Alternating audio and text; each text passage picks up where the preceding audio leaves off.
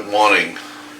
Hunting season is around the corner, so I want to pre-cook some for the trip. I want to make goulash. Goulash means from venison. Not pea or venison stew.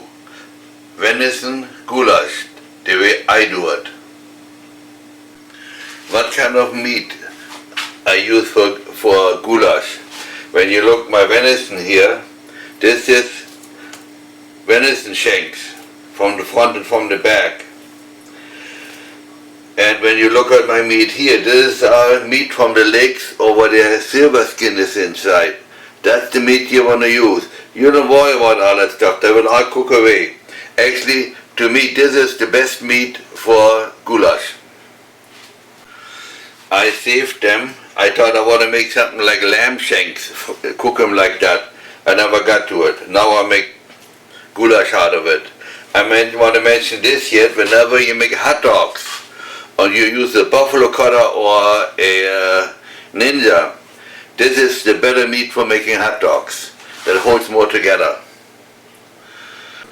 Now I have all my goulash cut the way I like it. I like it not too big, because otherwise you have to cut it before you put it in your mouth when it's cooked. And I bought a little cloth so you can see all the silver skin in there and even some tendons. It doesn't make any difference, that all cooks away. And of course the bones I will cook for a while too, but later on I take them out. Now I put it in a bowl and added some spices to it. I did not weigh it or anything, I just went by feelings. Just make sure you don't put too much in, because you can re-spice it later on when you cook it.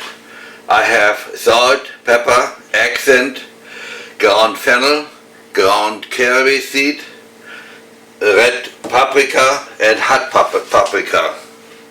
Hot pepper. Ground hot pepper, and so you know that's red paprika. And then I just mix it and put it in the pan and brown it.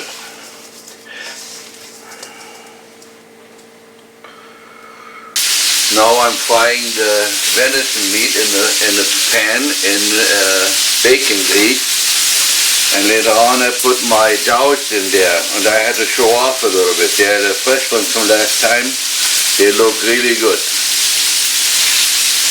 I cut them a little heavier than normal because that goes later on in the goulash. But I make cubes out of it yet. Now I have the last of it in the frying pan. And you never put too much in it so it doesn't soak too much water, otherwise you cook it before you brown it, and you don't want that. So I cook that in several portions because I don't want to get a big frying pan out. So when it's brown, it comes all in the pot.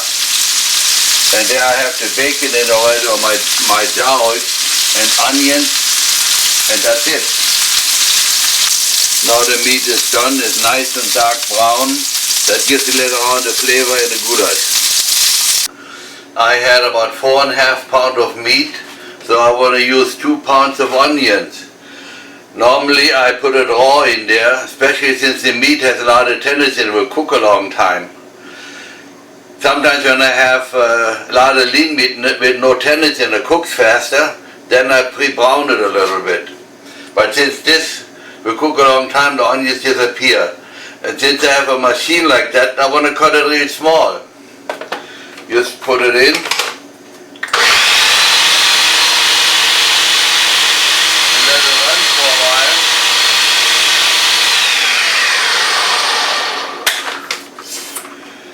That's good enough. So I have nice small onions in there. That goes in the pot with the goulash now.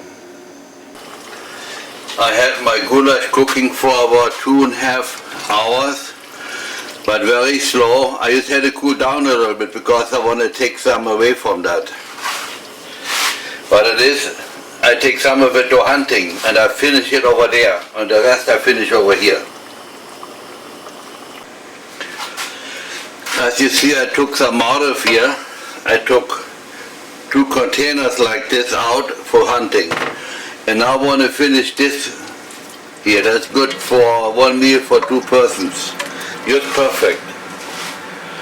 Normally I put some cream in it.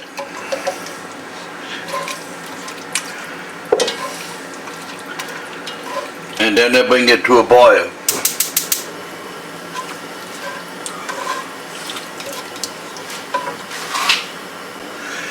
And then I put my special spice in, Steinpilzpulver. That is a mushroom powder. That is the most gourmet mushroom on the market. And I put some of that in there. Normally you should put at least 15 minutes before you serve it in. I put a little earlier in. But now, before you can really taste it, you gotta soak it or boil it or simmer it for 15 minutes.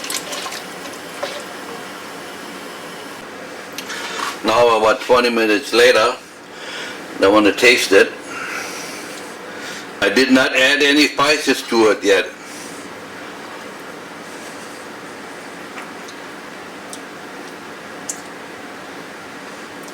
I leave it like it is. But so before I serve it later on, but 10 minutes before I put some portobello mushrooms in yet, then people think the flavor for the mushrooms comes from the portobello, but it's not really so. And if I like it a little, this liquid a little heavier, I thicken it a little. But right now I leave it like it is. I think it's pretty good for today. I want to come back one more time. I've been tasting it for a while. I really like it.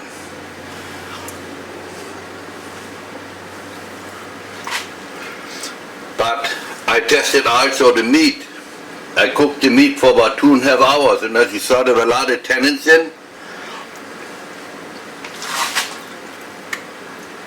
And the meat is good, soft enough. It happened to me last time I cooked it too long, there was nothing there from the meat anymore. Now I'm done with my goulash. I want to point out one more time, no vegetables in it, just onions. And if you're Hungarian or you like red wine in it, you can also flavor it with red wine, which I don't do. Sometimes we do, but this time we don't. I decided we eat that tonight, so I put the mushrooms in. And as you see, I had medium-sized heads. I cut them in quarters, so when you eat them, you can taste the mushrooms. They're not too small. And my son that wants the mushrooms, it's easier to pick them out.